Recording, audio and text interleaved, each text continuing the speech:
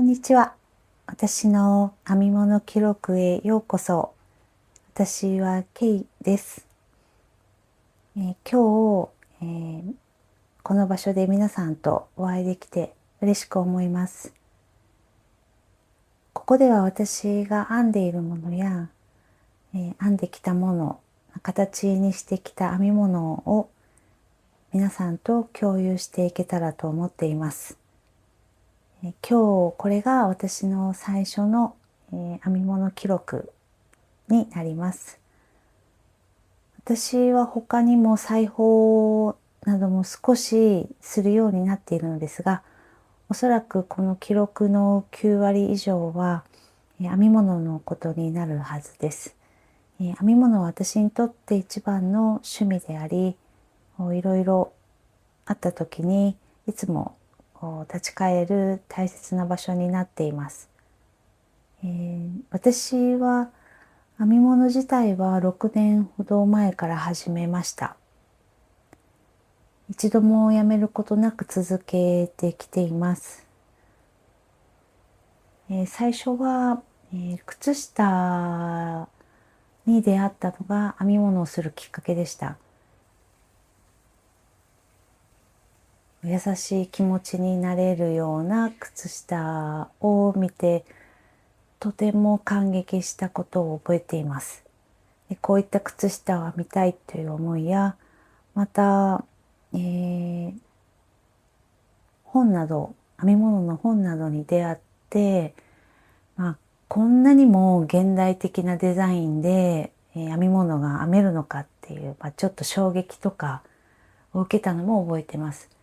で、ラベリーも通じて、ますますこの編み物の世界というのは広くって豊かなんだっていうことが分かって、その現代的なデザインや美しさに、夢中になって、行ったことが、記憶に残っています。今は、自分のなるべく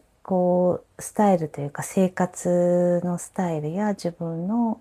着るもののスタイルに合ったものを選んだり、ま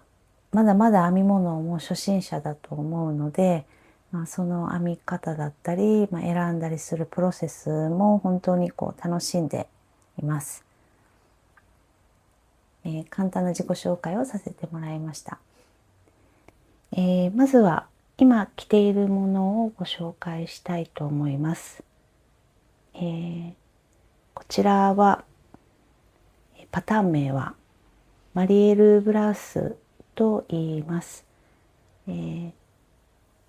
ザイナーさんはマリアさんという方になって、すごくパターンが分かりやすくって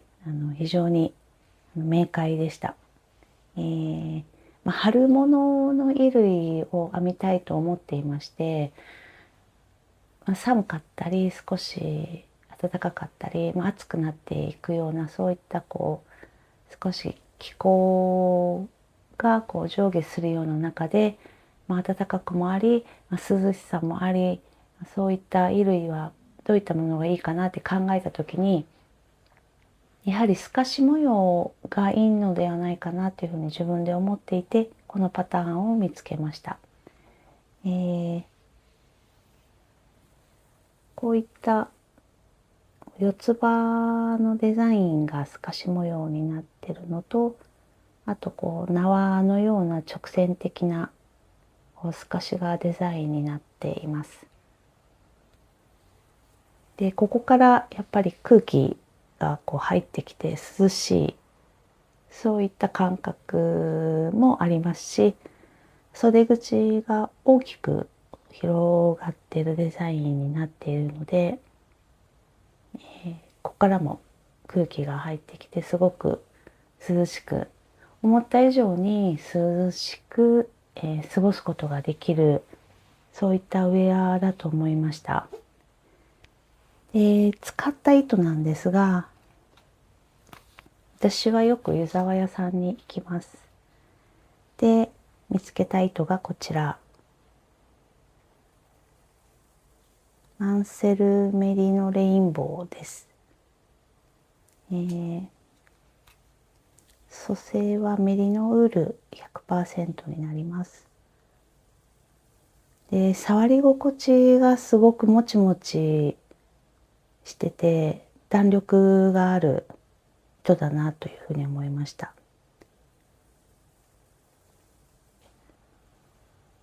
こう糸が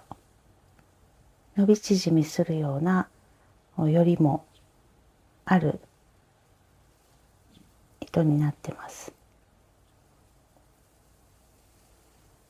で、こちらは色をすごく悩んだんですけど、最終的にはこちらのビスケット色を選びました。ボトムに白や黒を合わせても素敵ではないかなと思ってこの色を選びました。で、思った以上に出来上がりはとても満足して、この糸の素晴らしさというか、ふかふかしてるような生地感になりましたし、肌への触り心地、肌への接触もとても柔らかくって、すごくウェア衣類にはとても適している糸ではないかなと思っています。で、色の定色もとても多い毛糸なので、これからも合う糸を見つけたら色合いを見つけたらぜひまたチャレンジしてみたい色だなというふうに思っています。で、この、ブラウスは、後ろのこちらの方から編み上げていきます。編み方としてはこの後ろのパネルを最初に後ろ身ごろを作って、で前身ごろを作っていって、でつなげて輪に編んでいきながら、裾を仕上げて、襟を仕上げて、で袖を仕上げていくという形になります。はじめはこの透かし模様を、図柄を、見ながら編んでいたんですが、最後、この中盤あたりぐらいになってくると自分でも、編み図を見ないでも、編み進めることができて覚えやすい規則的になっているので、とても編みやすい、パターンだと思いました。とてもいい素敵なものが仕上がったと思って、とても自分にも満足しています。あと、針はもともと指定は4ミリの針だったんですけど、私は編む力というか編み手というか、とても緩い方のようなので、割と最初に何度もゲージを取ることが多いのですが、このマリエルブラウスも、3回ほどゲージを取って結局 3.75 ミリの、針で編み進めることにしました。最終的には大きさも水通しをした後ブロッキングして形を整えた時に適切指示されたパターン通りの、寸法が出せたと思います。少しスカート、ボトムスの方でスカートなどにも合わせたかったので、ブロッキングする際にこの縦はあまり伸ばさずに、軽くブロッキングをするようにして、で袖などこの横の透かし模様がしっかりと出るようにしたいので、横はしっかり留めてブロッキングをしました。きちんと透かし模様がくっきりと乾いた時に表現されたのではないかなというふうに思っています。次は今編んでいるものについてご紹介したいと思います。今取り組んでいるのは、ショアライン T というパターン名で、オゼッタさんというデザイナーさんの作品になってます。以前からこのショアライン T、ショアラインっていうこの模様を表す言葉なんですけど、半袖も長袖もパターンがあるのですが、とても素敵な模様で以前から編みたいなというふうに、自分の中で温めていた、作品になります。今は、ゲージを取りまして、こういった模様が出るパターンになります。とても洗練された模様で、とても素敵だと思いました。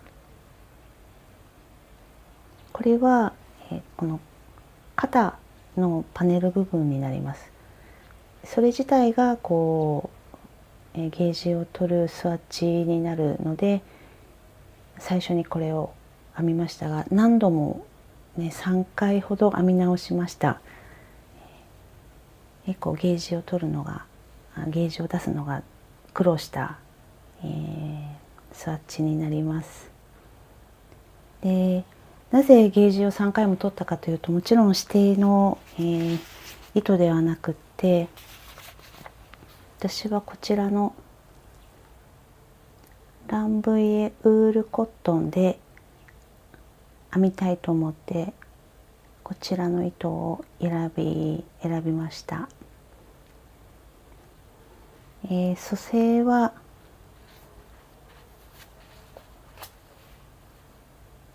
ウールが 60% で綿が 40% のそういった毛糸になります。色がとても素敵で、グレーととても悩んだんですけど、こちらはトープグレーというグレーで、ブラウンにも近いしグレーにも近い、そういったニュアンスのある色で、私としては、自分のワードローブにない色で、またボトムスとも合わせやすいのではないかなと思いまして、この色を選びました。もともとナチュラル自然に存在する色というか、それが自分自身好きなこともありまして、とても最適な糸ではないかなというふうに思ってこれを選びました。あと糸はとても触り心地も良かったですし、あと綿が入っているということで、これからの季節にとても適しているのではないかなと思いました。今肩のパネルを1枚もう1枚、編み進めていく、そういった進行になってるんですけど、その途中になってます。また、出来上がったらぜひ皆さんと共有したいと思ってます。今日は、最後まで見ていただいて本当にありがとうございました。この記録が皆さんの編み物時間の小さなお供になれたら嬉しいです。それではまた、次の動画でお会いできたらと思います。